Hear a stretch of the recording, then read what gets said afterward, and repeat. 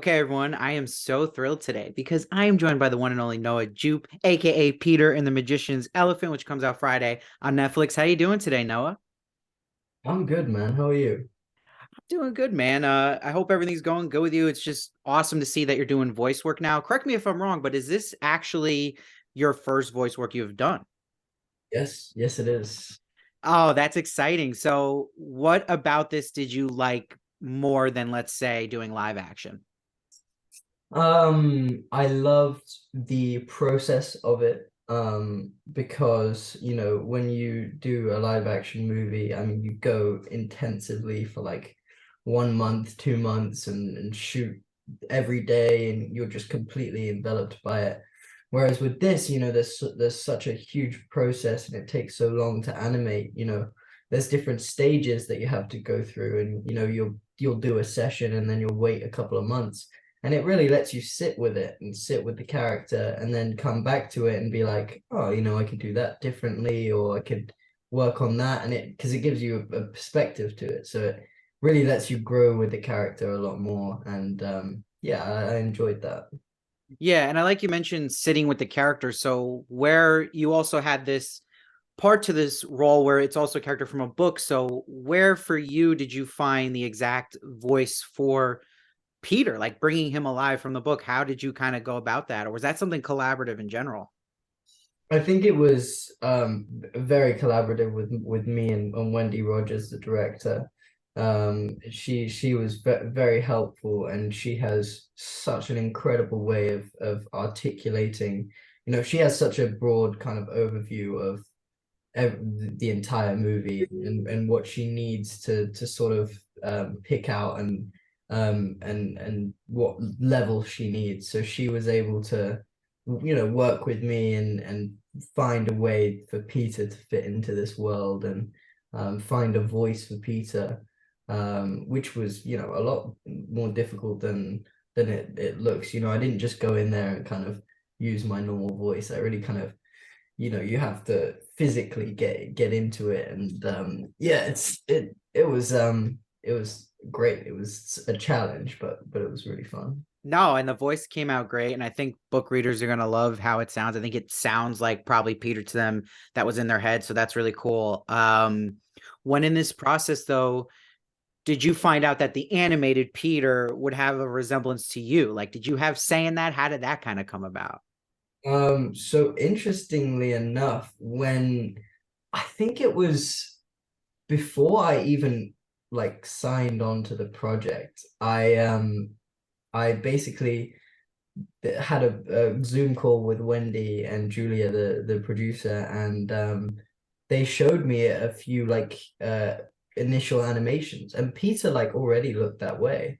And so I think the character like almost already looked like me before I even signed on to play him, which is great. But I do know that they had a little camera in all of the recording sessions recording me and my facial expressions, to kind of give them a sort of realm of when they were animating of, so I do know there's a little bit of me in there, and like, Oh, okay. I love to hear that. That's cool because I definitely feel that. That's crazy though that it was already kind of looking like you before you even were yeah. involved. That's pretty wild. So you're speaking too of like the recording sessions. Were all of these for you solo, or did you ever have any actors with you? How did you kind of do that? I think we all would have loved to have some, with other people. And but I just think, with COVID, and with everyone being across the world, and everyone having other jobs to do, it's easier to kind of do it one by one. But I mean, it's a challenge, especially for Wendy, to be able to see each person, and kind of piece everyone together and bring everyone to the same level. So props to her for being able to do that and Yeah, orchestrate. and I definitely feel that for sure. Like it feels like you guys are all in the same room, which is cool, and it's cool to hear that that wasn't even the case. Is there a challenge? You're speaking of challenges, but is there a challenge to reading lines to an elephant at times? Like, do you have to use your a lot of your imagination here when you're going through this scene, like what you're actually Yeah, seeing or talking to? one of the reasons I love this experience was because of the reawakening of my imagination. I mean, I have a very strong imagination, I like to say, but this really challenged that.